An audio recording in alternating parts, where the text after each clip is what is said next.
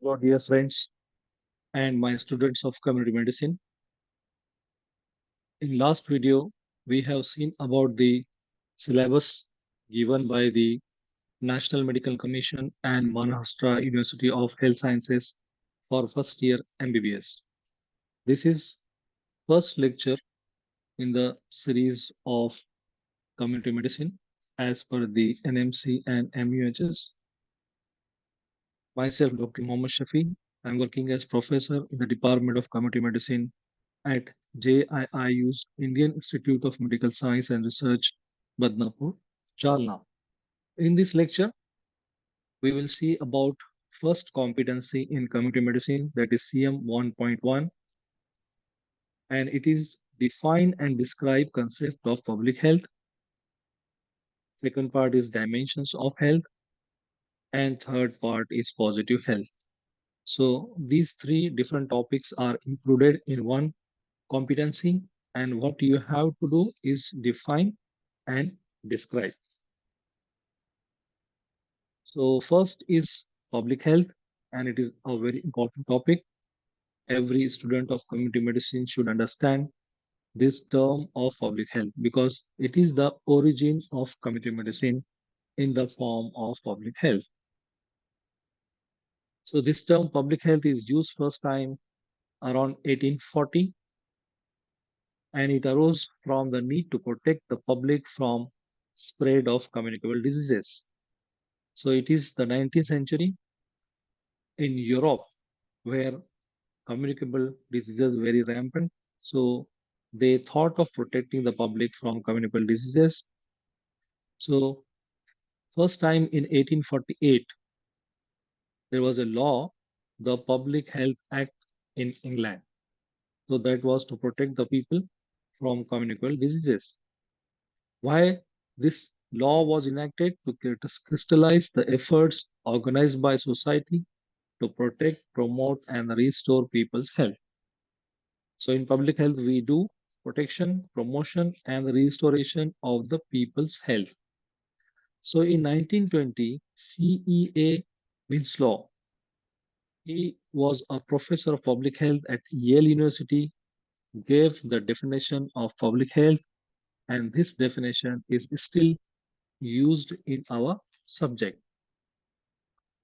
So the WHO Expert Committee on Public Health Administration, they have adopted Winslow's definition, which defines public health as the science and art of preventing disease, prolonging life, and promoting health and efficiency through organized community efforts. So these are the three things we do in public health.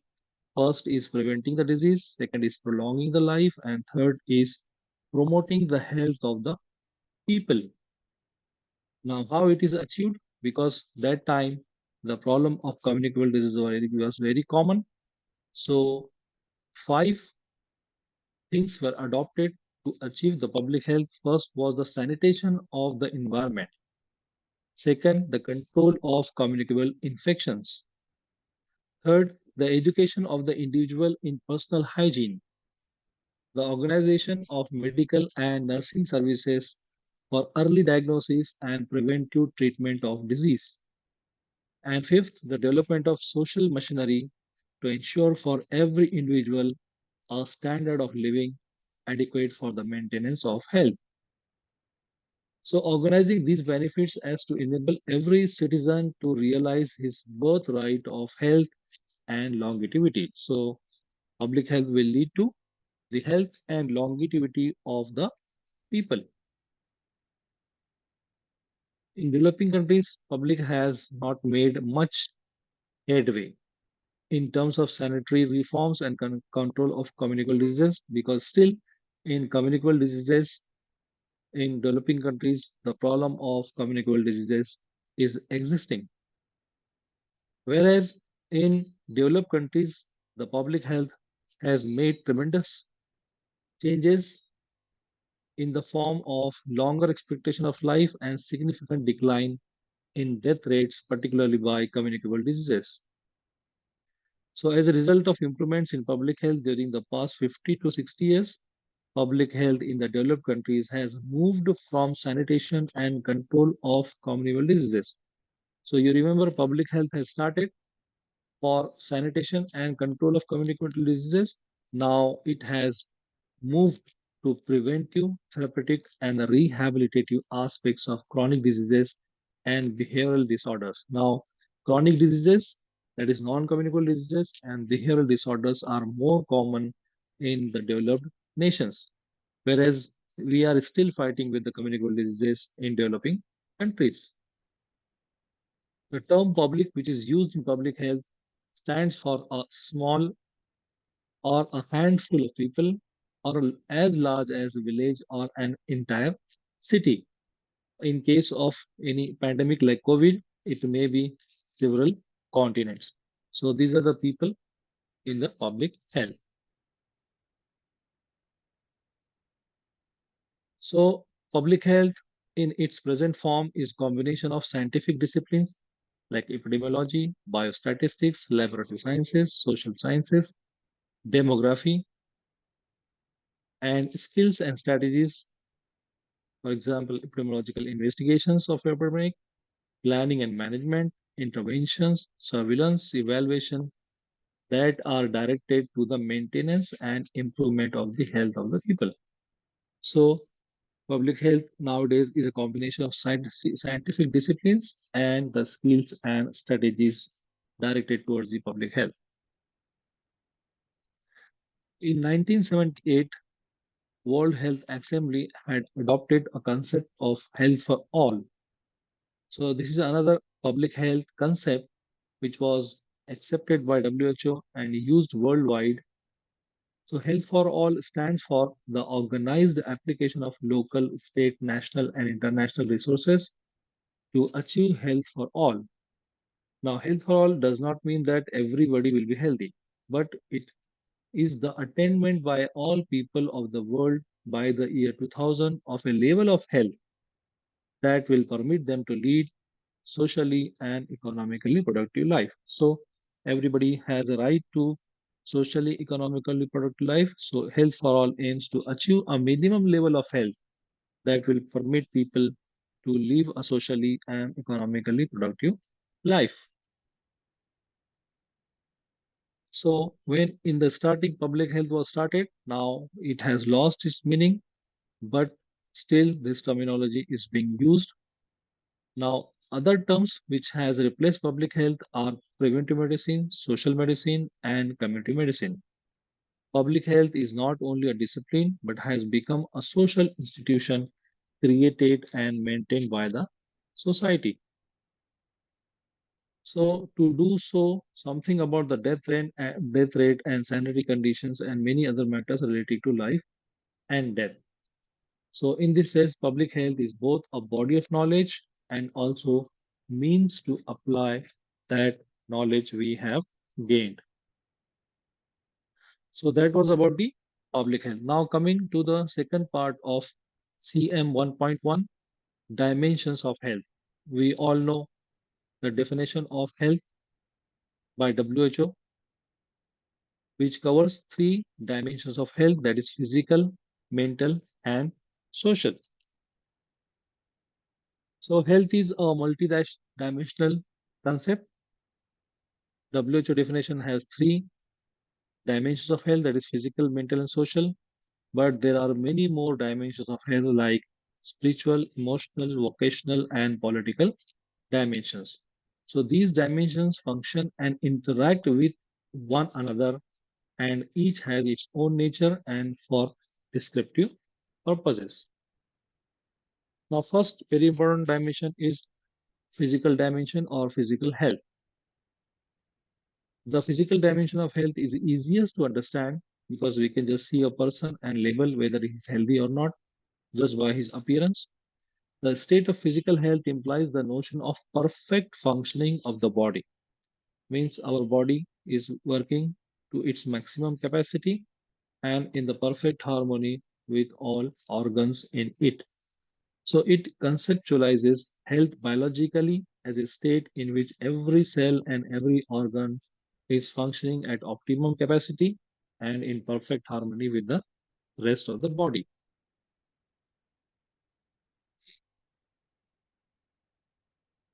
The signs of physical health are a good complexion, a clean skin, bright eyes, lustrous hair, with a body well clothed with firm flesh, not too fat, a sweet breath, a good appetite, sound sleep, regular activity of bowels and bladder, smooth, easy, coordinated bodily movements.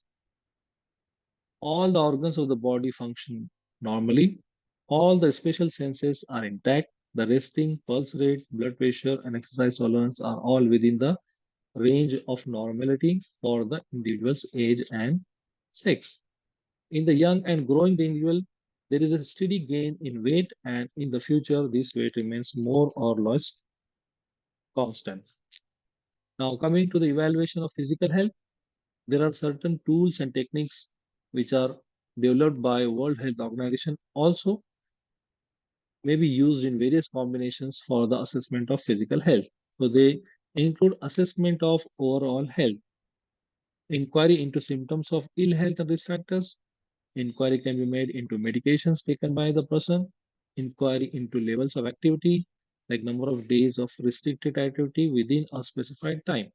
If somebody is ill, how many days are lost? Then degree of fitness. Inquiry into use of medical services, like number of visits to a physician, number of hospitalization in the recent past. There are standard questionnaires for cardiovascular disease, standard questionnaires for respiratory diseases, for clinical examination, for nutrition and dietary assessment, and biochemical and laboratory investigations. At the community level, also, we can assess the physical health by indicators as death rate, infant mortality rate, and expectation of life. So, if you want to assess the physical health in the community, you can find out the death rate, IMR, and expectation of life. Now, second dimension is the mental dimension. So, mental health is not mere absence of mental illness. Good mental health is the ability to respond to the many varied experiences of life with flexibility and a sense of purpose. Like in first year, you leave your home and join the medical college. Most of you live in hostel. So this is a new experience of life for you. So how you respond to it, it depends on your mental health. More recently, this mental health is defined as a state of balance between the individual and the surrounding world, a state of harmony between oneself and others, a coexistence between the realities of the self and that of other people and that of the environment. Some decades ago, the mind and body were considered independent entities, but they are one.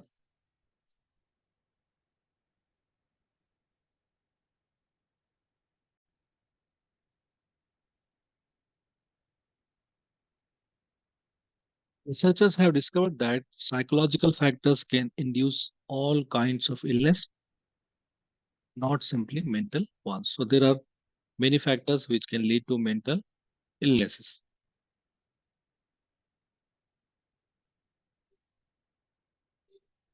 Include conditions such as essential hypertension, peptic ulcer, and bronchial asthma. So these are the conditions, medical conditions in which there is a role of mental factors. Some major mental illnesses such as depression and schizophrenia have biological component, means other biological conditions or diseases can lead to these two conditions of mental origin. The underlying influence is that there is a behavioral, psychological, or biological dysfunction in case of mental illnesses. The disturbance is in the medical mental equilibrium is not merely in the relationship between the individual and the society.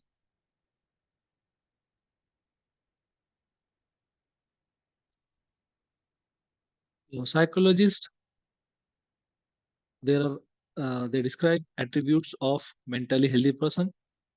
So these are the characteristics of a mentally healthy person. A mentally healthy person is free from internal conflicts, is not at war with himself, is well adjusted, that is, he is able to get along well with, he is able to get along others. He accepts criticism and is not easily upset. He searches for his identity. He has a strong sense of self esteem. He knows himself, his needs, problems, and is known as self actualization. He has good self control, balances rationality and emotionality. He faces problems and tries to solve them intelligently, coping with stress and anxiety. Now, coming to the assessment of mental health, like we have seen, assessment of physical health at the population level may be made by administering mental status questionnaires, and the interviews are made by the trained personnel. The most commonly used questionnaires seek to determine the presence and extent of organic disease and of symptoms that could indicate psychiatric disorder. So, mental status questionnaires they assess the presence and extent of organic disease also. One of the keys to good health is a positive mental health. Unfortunately, our knowledge about mental health is far from complete, but this branch is developing very much nowadays. Third dimension is social dimension. So we all know that social life is the interaction of the people with each other in the society. So social well-being implies harmony and integration within the individual, between each individual and the other members of the society, and between individuals and the world in which they live. So, social dimension is defined as quantity and quality of an individual's interpersonal ties and the extent of involvement with the community. So, how much individual is taking active part in interpersonal relationship and how much is involved in the community that will fall into social dimension. The social dimension of health includes the levels of social skills one possesses, social functioning, and the ability to see oneself as a member of a larger society. In general, social health takes into account that every individual is a part of family and of wider community. He focuses on social and economic concerns and well-being of the whole person in the context of his social network. Social health is rooted in positive material environment that is focusing on financial and residential matters and positive human environment which is concerned with the social network of the individual. So social dimension depends on positive material environment and positive human environment. Fourth dimension is spiritual dimension. So in if you see about the holistic health, nowadays they are giving very serious consideration to spiritual dimension and to the role this plays in health and disease. So you may have seen that the yoga is being given more stress nowadays in the world. Spiritual health refers to that part of the individual which reaches out and strives for meaning and purpose in life. So it is the intangible something that transcends physiology and psychology. So this is some factor which will combine physiology and psychology. It includes integrity, principles and ethics of life, the purpose in life, commitment to some higher being like God, and belief in concepts. Emotional dimension. Historically, the mental and emotional dimensions have been seen as one element, but they are two different dimensions, or they were also observed as two closely related elements. As more research becomes available, a definite difference is emerging. So, mental health is related with knowing and cognition, whereas emotional health relates to the feeding. Experts in psychology have been relatively successful in isolating these two separate dimensions. So, the mental and emotional aspects of humanness may have to be viewed as two separate dimensions of human health.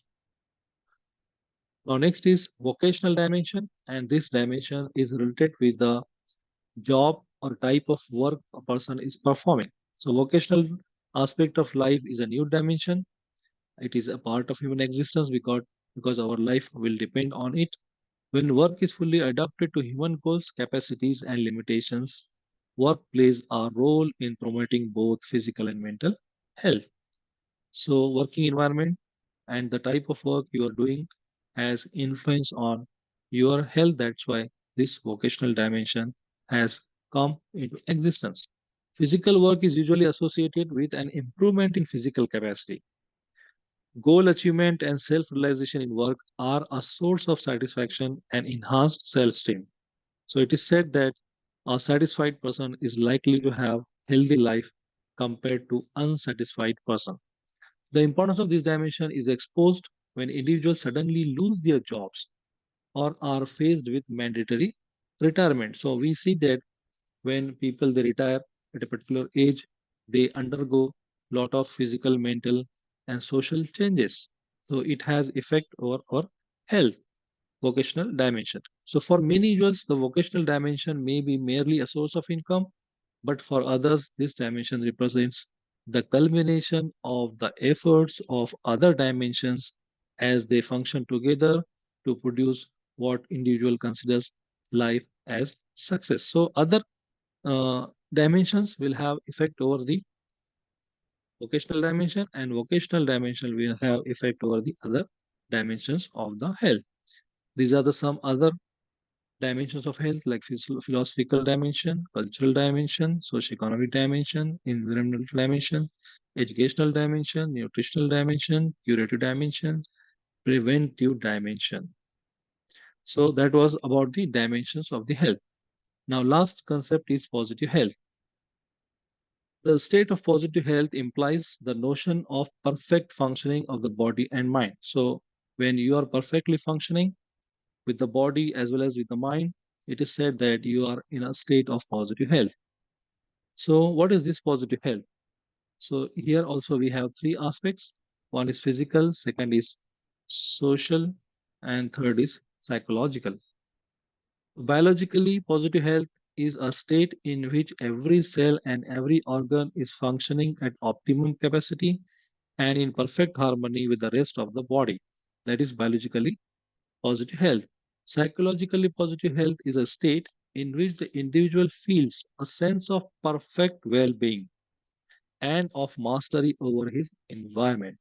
Socially, as a state in which the individual's capacities for participation in the social system are optimal. So, this was about the positive health, which is the third component of our competency CM 1.1. The concept of perfect positive health cannot become a reality because man will never be so perfectly adapted to his environment that his life will not involve struggles, failures, and suffering. So, everybody in our life, we have struggles, failures, and sufferings also. So, this is about the uh, competency. First competency, that is CM 1.1, define and describe public health, dimensions of health, and positive health. So you may get a short note on any one of these three components, or sometimes they ask you to describe all these three in detail. So I hope that you must have understood the concept of public health, dimensions of health, and positive health. Thank you very much for watching this video. I request all of you please subscribe my channel, Dr. Shafi. Thank you very much.